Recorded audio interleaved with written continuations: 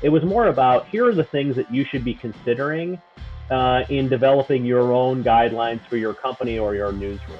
And those things centered around accuracy, context, clarity. That was one category of things. Then we had a list of questions that people should be looking at as they work through things like ChatGPT. We talked a lot about transparency and disclosure. Like, when do you tell the audience that you're using this tool? What is the right way to do that? How do you build trust with your audience? And obviously, transparency is a really big component of that. Welcome to the News Nirvana podcast. I'm your host, Nick Parker. The News Nirvana podcast features conversations with media professionals from across the country, highlighting our ever-evolving business models and showcasing the strong and effective journalism produced each and every day. This podcast is made possible to you by the generosity of Blocks Digital. Blocks Digital empowers content producers to connect with their worldwide audiences at scale and continuously transform to achieve their business goals. Contact Blocks Digital today to learn more about how they can help you thrive, and you can connect with them at blocksdigital.com. Hello and welcome back to the News Nirvana podcast. I'm your host, Nick Parker. Today we're talking about AI. It seems like this is the topic du jour lately for us. It just kind of pushed into almost every conversation that we had. I'm excited to have with me Colin Benedict, VP of News for Morgan Murphy Media, and Ethan Holland, the VP at Draper Digital Media. These two have been, they've been speaking everywhere lately. It seems like talking about AI in our newsrooms, how to use it, what's out there, a little bit of the ethics of use. So welcome to the show, guys. Yeah, thanks for having us. Good to be here. Well, I think first and foremost, what are we excited about when people start talking about AI? What excites you about using these, in our news organizations? Yeah, I'll jump in. I think one of the things that I've talked with our teams about is how can we use this technology to really kind of take away the most mundane parts of our job, make it more efficient, allow us to work on the things that really bring joy to our journalists in our newsroom, and that is finding original stories and creating content. And so much of what we do in our local newsrooms, if you really think about it, like in a broad sense of what we spend our time on in aggregate, there's a lot of tasks that are required in our newsrooms that aren't about creating original content. So we're really looking at it that way. Like, how could we use these tools to get rid of the most mundane, sort of organizational parts of our job? Right. Are you kind of following along those same lines, Ethan? Yeah, for sure. I think the foundation is exactly the same. I think the potential is also fun to think about as things like plugins and some of the features that allow AI to crunch data on our behalf. It's fun to take a lot of information and have it come back with a summary or some bullet points that would have otherwise taken a long time to browse. Yeah, I think that feeds right along with what Colin was saying is how can we cut out a bunch of the time? I mean, I've started to use it in my own organization of, how can I rewrite something, or how can I summarize and what takes 45 minutes down to like 5. 100%. I think that's where the opportunity lies for us. As we started to kind of craft guidelines around how we want to do this in our newsrooms. Some of the feedback I got from our staff was, number one, thanks for doing this. I'm glad that we're thinking this through and coming up with some ethical way of approaching this. But some of it, as we found, in some of the use cases, which I'm sure we'll get into as we go down the path in this podcast, allowed our journalists to take tasks that were taking a half an hour and get them down to 5 to 7 minutes. And it didn't mean that we were sort of handing over the responsibility of our journalism to the AI. I mean, we're not going to do that, but we are going to use it as a tool and look to use it as a tool. But this is like the infancy, right? Like, we don't really know where this is all going to go. And what we're trying to do is say, let's experiment in this space, do it in a smart way, ethical way, and then and see where it takes us. you just hit there on the this is still new. We don't know where it's going or what all is going to be possible in the future.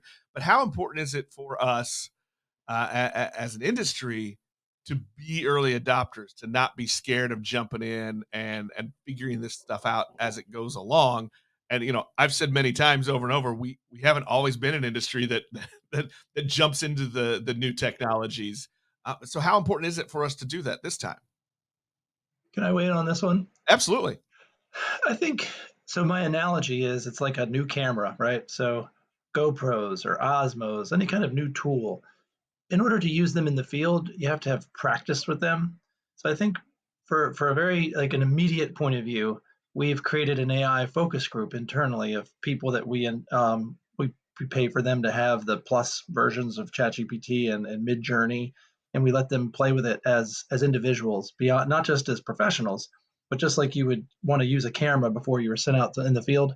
We want everyone to understand what we're talking about because getting everyone on the same page about the potentials, if you haven't used it, you're just philosophizing. So I think in order to make good decisions, we have to kind of know what it's capable of and kick the tires. So that's sort of the first step. And that's what we've done. Well, let's dig in then a little bit on what are the tools. What are we talking about using right now? What are some of those AI tools that we can dig out of the toolbox or add to our toolbox? Well, for us, I think ChatGPT, like most people, is the big one. Um, we want to know how things like stable diffusion technology works, so we understand the conflicts and copyright issues, and using it is important. We don't employ any sort of stable diffusion or image generation in house. But for things like maybe a contest promotion on a radio station, if you want to like an illustration of a crab on a beach, drinking a beer, you can have some pretty fun things for illustrators, and we're giving these tools to our illustrative teams. So we're looking at it as boosters for people's existing jobs to give them more tools and more power. And so for me, ChatGPT is one, the Midjourney is another, and then some voice type stuff like 11 Labs, again, just for familiarity. But as far as in practice, I think ChatGPT is by far the big one. That's where we're at as well. We're really trying to lean into, and that's the big sort of sea change here. I mean, we've been using some level of artificial intelligence for other things, but then when these large language models and ChatGPT comes along, it kind of opens the door to different possibilities we haven't considered before. So that's what we're trying to kind of really experiment with in our newsrooms. I will say on the video side, we are spending time in our organization. This is outside of news, but in the sales realm, using a product called Waymark, which is essentially an artificial intelligence tool that allows us to create sales videos in a pretty rapid pace based on kind of like scraping information, images, video from like a small business's website. So gives us an opportunity to walk into a small business and almost, be in position to pitch them what a commercial could look like without having to, do all the spec work ahead of time. So we haven't figured out how to use that in news or even if it has an application on the news side. But there's lots of different ways that we can influence our business that go beyond the journalism part of it too. Once again, that's a time saver tool. Totally. Right. Well, let's just focus on ChatGPT for a second because I think you're right. That's the one kind of at the top of everybody's mind. It's the easy entry point. What are some ways that newsrooms can utilize that? Because I can't tell you how many times people have said, "Well, yeah, I downloaded it, but what do I do? How Yeah. do how do I put this to use?" So we've worked through a few use cases. So let me kind of give a little bit of background on sort of what we're comfortable with doing in our newsrooms from a ethical and a standpoint, because I think it'll give context to how we're starting to implement this within our organization. So we took a step back and worked with our news director group and looked at some industry guidelines and basically said like, what are we comfortable with? Like, and we tested a couple of different use cases for ChatGPT in particular. And essentially, we landed in this space where if we were going to use a model like ChatGPT to modify our own original journalism, we were comfortable with that.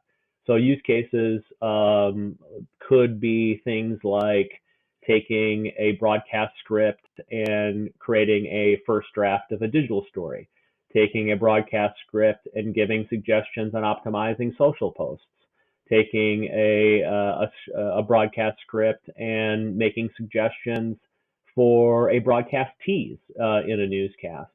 And so that's really where our energy has been focused. What we told our journalism teams we were not willing to do was to use it to create original material. So literally, like, here's a press release. I want you to write a story for me. In our, experiment and experimentation and testing around that, it really just brought in a lot of, frankly, false information, inferences that weren't true. That, of course, we were always going to have the standard of having a journalist review any of this stuff before it gets to the consumer. But we just felt like it was introducing things that could essentially, slip into stories that just weren't falsehoods. And, maybe at some point these types of tools will advance to the point where we're more comfortable using it for something like that. But right now, our focus has been solely on kind of finding the efficiency in using a tool like this to repurpose or recast content that we have originally created. I love that, and it fits with the other theme of our recent episodes on this podcast, which is repurposing content. How can you make the content that you already have work for all of the platforms that we all use now? Because none of us are just broadcast or just written word, right? We all have to do audio, video, written, everything, and it's just shared. How are how are you training your people to use the prompts to figure out what to say to repurpose that and get the best possible results? Because I think that's intimidating to a lot of people.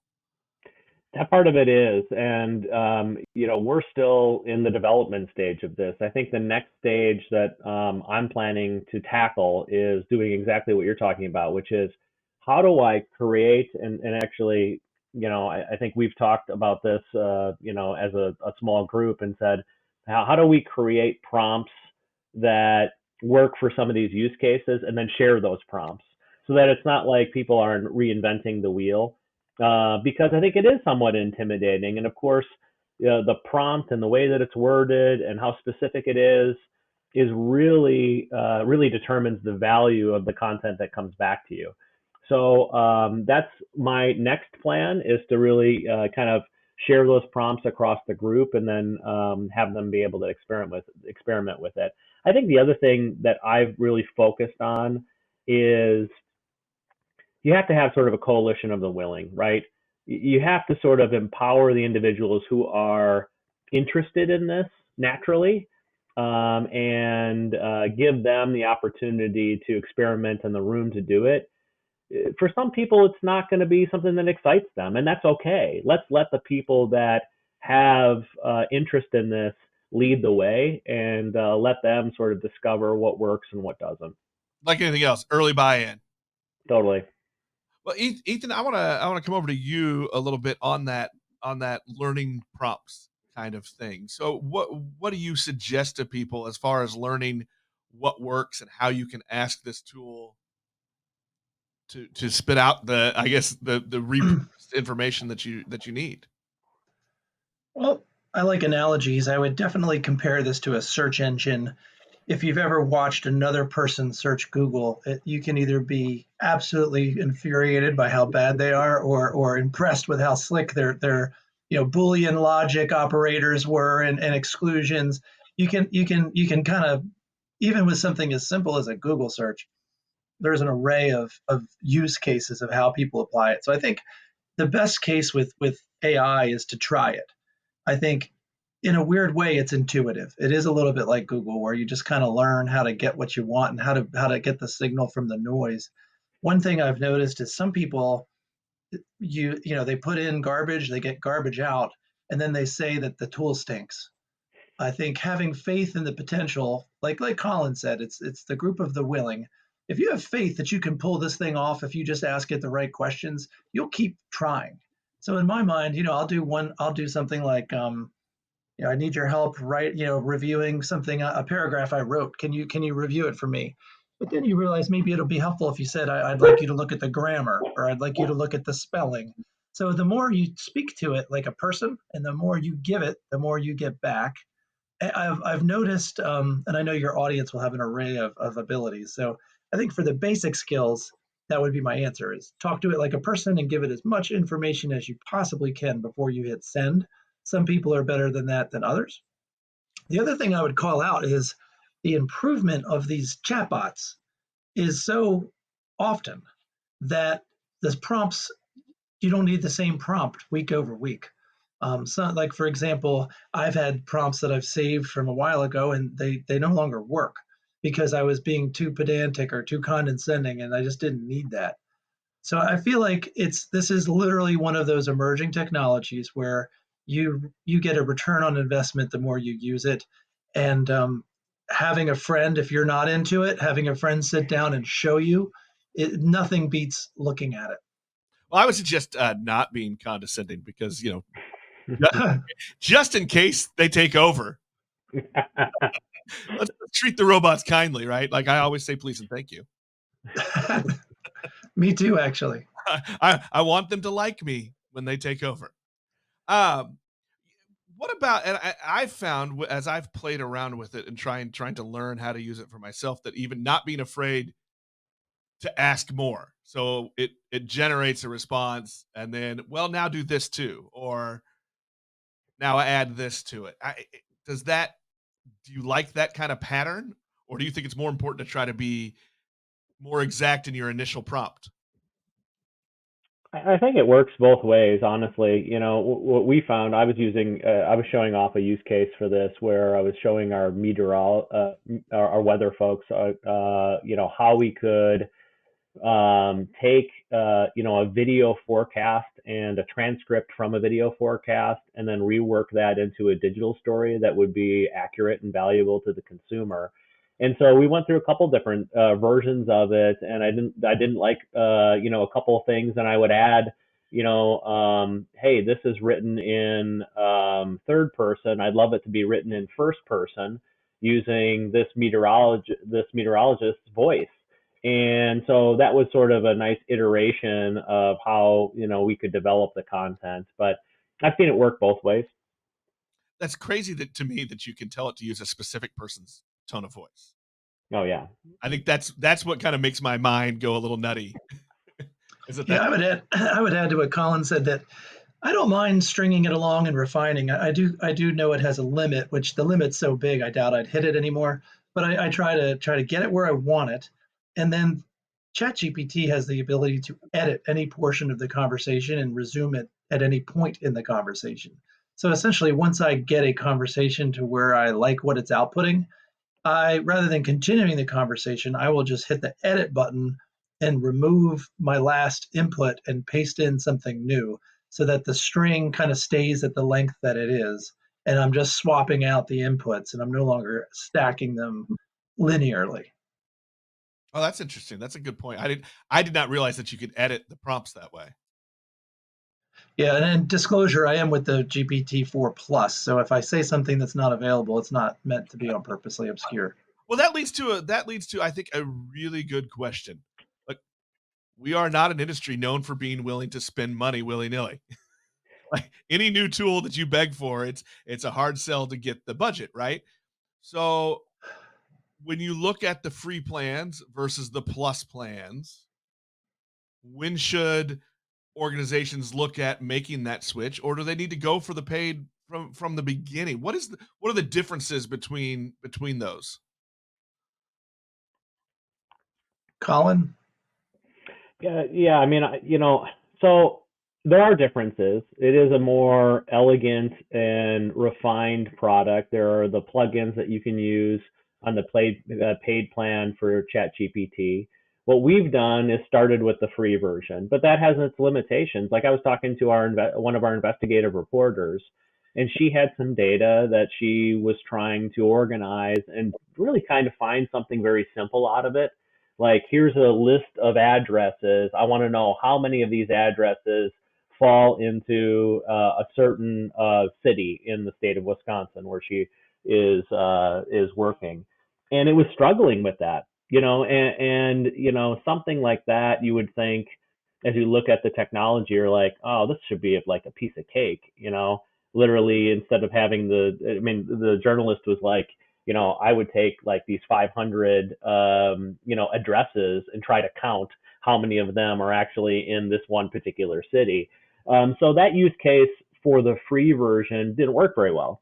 And we never tested it. I didn't actually go and test it on the paid version, but my suspicion is we would have had a little bit more success.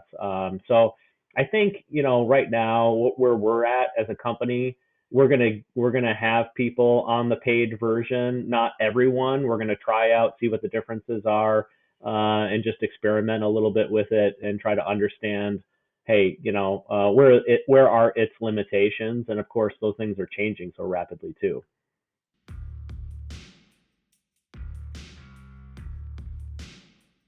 The News Nirvana podcast is made possible by the generosity of Blocks Digital. Blocks Digital empowers content producers to connect with their worldwide audiences at scale and continuously transform to achieve their business goals. Contact Blocks Digital today to learn more about how they can help you thrive. Connect with them at blocksdigital.com. Well, Ethan, since you're on the Plus plan, what have you noticed in differences there? Well, I think the big difference with the Plus plan is it's a real sneak peek into where AI is headed as a trend. So I think if I was to compare them, I would say that the free plan is a chatbot. The Plus plan is a enabled, empowered agent that can go do stuff. So the ability to send ChatGPT out on the internet and come back with information. What's interesting to me about and the free version versus Plus is a good way to talk about this. I think ChatGPT is so good at conversation that we think it's an expert. Because if I was at a cocktail party and I was talking about Python code and someone was able to just on a napkin do what ChatGPT could do, I would say, oh, well, you know Python. The problem is it's just intuiting these things. It's just kind of predicting what would come next, and it's a chatbot. With the Plus version, I believe the chatbot becomes an interface. So rather than having the chatbot do all the answering for me, the Plus version now, the chatbot is my interface where I ask it to go do stuff. It's an agent. It comes back and it's a conversational interface. So now that powerful cocktail party friend that I thought could code actually has another friend called a plugin that can code. And it's the intermediary between the two. So that to me is what when I have a good example would be the Zillow plugin. That's not available on the free platform. But if I enable the Zillow plugin, I can say to ChatGPT, what's the most expensive house for sale right now in this zip code? ChatGPT stopped getting trained in 2021, I think. So it wouldn't know anything about my local area's data. But with a plugin, it can go hit Zillow, find the most expensive house. And if you're a realtor, I mean, we're talking news, but this is a tangential example of how powerful AI is. If I was a realtor, I could say, write me 10 tweets about the most expensive house in the neighborhood as a marketing concept, and it would just spit them out in 3 seconds. So I think that the Plus version, it definitely has a little more smarts, but it also has more tools. The biggest tool that we can come back to later if we want is called Code Interpreter.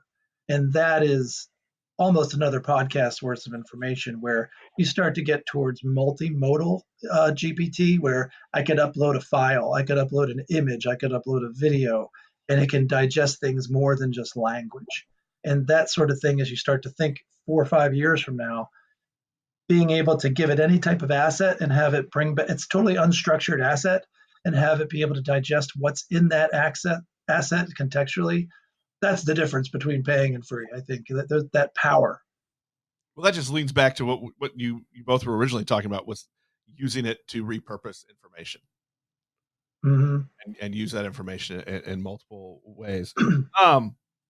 You guys have both hinted at this a little bit, so I do want to switch some. And the biggest worry, well, other than us olds who are like, it's going to take my jobs away, I think the other biggest worry though are okay, what are our ethical rules? Are there standards and best practices in place, or what standards and best practices are kind of being developed now? I know you had said, Colin, you had talked about how your group decided not to use it as a way to rewrite news releases, but you're using it as a way to repurpose the original content you've already made. So that's a big decision. And I've talked to some other people who they say, well, they're kind of okay with repurposing a news release that way.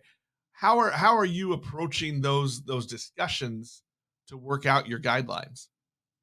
So part of another one of my roles, I guess, in the world is I'm a chair of the ethics committee for the Radio Television Digital News Association, RTDNA, and about 6 months ago, give or take, that organization was, boy, we really should have some guidelines around this, right? And it sounds like something the ethics committee should tackle. So I and a group of journalists started to kind of work through, okay, how do we even think about this? And as you point out, there are lots of different approaches here. There isn't sort of consensus on what is appropriate and what isn't appropriate. And so what we tried to do, and we created a set of guidelines that were published, I don't know, a month ago or so. And what they did, instead of telling journalists, well, you should do this or you shouldn't do this, it was more about, here are the things that you should be considering in developing your own guidelines for your company or your newsroom. And those things centered around accuracy, context, clarity. That was one category of things. And we had a list of questions that people should be looking at as they work through things like ChatGPT. We talked a lot about transparency and disclosure. Like, when do you tell the audience that you're using this tool? What is the right way to do that? How do you build trust with your audience? And obviously, transparency is a really big component of that. And then another big topic there was privacy. The committee talked about journalists having this long-standing practice of weighing an individual's right to privacy versus the public's right to know. And that's part of what we do as journalists on a daily basis, is try to balance those things. And we know that AI is probably going to struggle to understand that nuance in the world that we all live in. So what we did as an organization is said, look, you should have a standard, like either as a company or a newsroom. You should have some kind of policy that has been communicated to your team, because without a policy, people could be using ChatGPT in their daily work today without any kind of guideline. And here are the things to think about. I think the other point that was really clear to us when we were discussing this was, this stuff is going to evolve. It's going to evolve very rapidly. So expect these guidelines to change in the next 6 months and the next 2 years. There are going to be things that we aren't haven't considered that we should be considering. But I think, really it kind of comes down to sort of like core journalism principles, doesn't it? Right? How Right. accurate are we being? Are we being clear with the audience? Are we being transparent with our consumers? How do we protect people's rights, but still, also fulfill our mission, which is the public's right to know? So those are the types of things that we balanced and tried to come up with something that was valuable for journalists and journalism organizations to build their own plans. I'm curious about your discussions of when and how to say we used an AI tool. Yeah, that was really interesting, because people had lots of different perspectives on that. Because some people were like, well, you have to be transparent with the audience anytime it's used. And, then you start to look at the use case for that. Like, what does that really mean? Right. So if I use it to do some of the things that I was talking about earlier within our organization, where we're using it as a tool to repurpose our original content, we're supposed to put a disclaimer in every television story or every television tease that we used as a to come up with ideas about how to create a tease. I thought that was impractical and probably not necessary. So we looked at it and said, as an organization, be transparent with your audience in the broad sense, right? do a story where your news director is on television talking about how we use or don't use AI. Write a digital article that we can post to our website that explains how we use AI in our newsroom and what our standards are. So I think that transparency is important, but I also don't believe, if we reach the threshold where the AI is creating the content without a journalist reviewing it, then I would say that absolutely needs to be transparent on every single story in which that is happening. But we have outlawed that practice, so our in our newsrooms, we didn't feel it was necessary to sort of talk about that. So to us, it's like a background tool that we're using to create our content, but at the same time, our journalists, the individual journalist, him or herself, has the responsibility for the content that goes out to the consumer, right? Ultimately, it's their work. They're using a tool to craft their work. And so we felt, sort of that general concept of transparency worked for us. But other people disagree. Yeah, and I do like how you put it earlier about kind of, instead of here's the hard and fast guidelines, here are just some lenses to look through as you consider making your own. And to me, as you were talking, it reemphasizes to me the need for copy editors. And I come from the print world, so the last 20 years we've cut a lot of copy editor jobs in the print world, but these tools are kind of reemphasizing the need for that, because you've got to review those things before it goes out. I couldn't agree more. And there has to be a human reviewing the journalism work. Otherwise, I think we really lose and potentially lose trust with our audience. Ethan, do you have anything to add onto that, and the lens of looking at these guidelines? Well, no, I think fundamentally I'm completely aligned. I think if I were to add to it, one one thing that happens is that you discover the more you talk about it, people start feeling comfortable admitting they're already using it, right? So Right. if we start with what Colin said and just establish the baseline, it's not writing original work, it's not a ghostwriter, it's not cheating. But let's say you're using it to brainstorm, or let's say you use it to proofread. Like before I submit my script to my boss, I'm going to run it through a chatbot and say, "Hey, I want you to beat me up for grammar. Did I do anything wrong?" It's a pretty great proxy for spell check, grammar, readability. I could use it to just proofread, right? So as a collaboration tool, what I found is that the more I talk to people in any industry, people almost confess that, oh yeah, I love that. I used it for whatever. I had a transcript of a governor's speech and I ran it through ChatGPT and I asked it if there were any localization ideas. It's a partner for me. And so that to me is really interesting, That. because we could have a policy as an organization, which we should, but then there's also just the tools that our individuals use. And I would use an analogy of an iPhone. For years, we had a policy that no reporter could shoot a television package with a phone because there was just a bias against these. How dare you use a phone, right? And so one year, one of our employees quit and he approached me privately and he said, "Hey, Ethan, I just want you to know that for the last 6 months, I've only used an iPhone and nobody knew." And he did that to kind of kick everyone in the pants to say, look, this is provincial. iPhones are 4K at this point. You can do a perfectly good television package with an iPhone.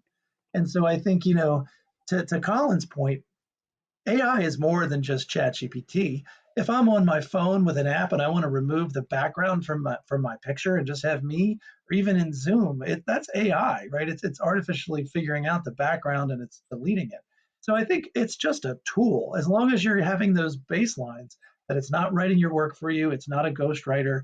Once you have it in that point of view, it's just a tool. And I think also to Colin's point about you have to sign off on your own work, I can sniff out, I think, when people are being lazy on LinkedIn, for example. I'll have people message me on LinkedIn, and it's clearly a chatbot that they're using to try to gin up leads. Right. Are you going to NAB this year? I hope I get to see you. And then the more I reply, the more I realize, like, you're not even reading this. So I do feel that garbage in, garbage out, good work requires, any kind of tool you can use to have good work is important, but it's no proxy for signing off on your own work. So I pretty much agree with everything Colin said, but I did the big thing to add is that people are kind of using this without anyone knowing to help bolster themselves. And that's something that I think that's where it's hard to turn this new evolution off. If everyone's adopting it privately, it's just part of our fabric, right? Right. Well, I think kind of one of the last things that I want to hit. So, okay, somebody's listening. They haven't started doing it. How do you start? How do you really start to initiate this and put it into your newsroom and in action? What's a good starting place? Well, I think you have to have the foundation of like what's the framework of things that we find acceptable, that we find worthy of experimentation, right? So you got to create the guidelines. I think you got to sort of think that through a little bit. The other part, the other next step, I think, is to just use it in your daily life. As we've been discussing on this call, the people that they're starting to integrate it into what they do on a regular basis. So I think the more you play with it, the more you're going to figure it out, the more you're going to say, oh, you know what? This is the part of my job I really hate. I wonder if I could use this tool to make that more efficient, right? And get rid of that so I can spend time on the things that I really love. That would be my best. Counsel for me. Yeah, exactly. That would be my best piece of advice. Try to just make the stuff you don't like doing on a daily basis a little bit easier to do. Yeah, I would add to that. I really liked Colin's term, the coalition of the willing. I think at this point, if you haven't tried ChatGPT, that puts you in a bucket of either being not as technical or perhaps a little afraid or not knowing how to kick the tires. I would say find a friend and ask a lot of questions and sit down with them because I believe my gut says most people have tried this if they're going to try it. And if they haven't by now, you should probably find someone who has, sit down with them and not be embarrassed to ask a lot of questions. Just get a mentor. Don't be scared. Yeah. Well, okay. Speaking of that, if people want to make friends with either of you, how could they contact and reach out and ask you guys as experts if you're willing? Yeah, happy to talk with anybody about this. I've had a number of conversations recently about this topic. Easiest is probably just find me on LinkedIn. Colin Benedict. That's a quick way. Don't use a chat bot to connect with me on LinkedIn. Otherwise, I'll probably dismiss it. But if you're authentic, happy to get back to you and talk with anybody about this. Yeah, same. I've really enjoyed talking to people outside of the business. Have some friends in e-commerce or in the law, realtors. I think it's such a fun topic for me. I never get tired of talking, and I'd be happy to speak about it with anyone. And I would say LinkedIn is also the best way. I'm Ethan Holland. You'll find me. Well, I'm watching our clock here, and I want to be cognizant of everybody's time, but I want to ask kind of this weird question because this is all still new to me as well and new to everybody. Are there things for those that are trying to get started we haven't talked about that we should talk about? Or is there some other information we should make sure gets out there? The other thing that I would raise, which is a little bit different than what you're asking, but I think is worthy of discussion, which is how is the public going to be using these tools?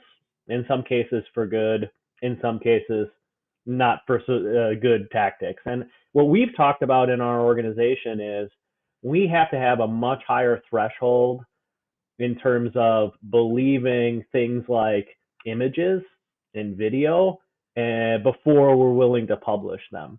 It's become so much easier for the public to create content that is fake, and so much easier for our newsrooms to potentially be the subject of publishing something that just isn't true or real, that we have to talk about and recognize that our own threshold for confirmation needs to go up.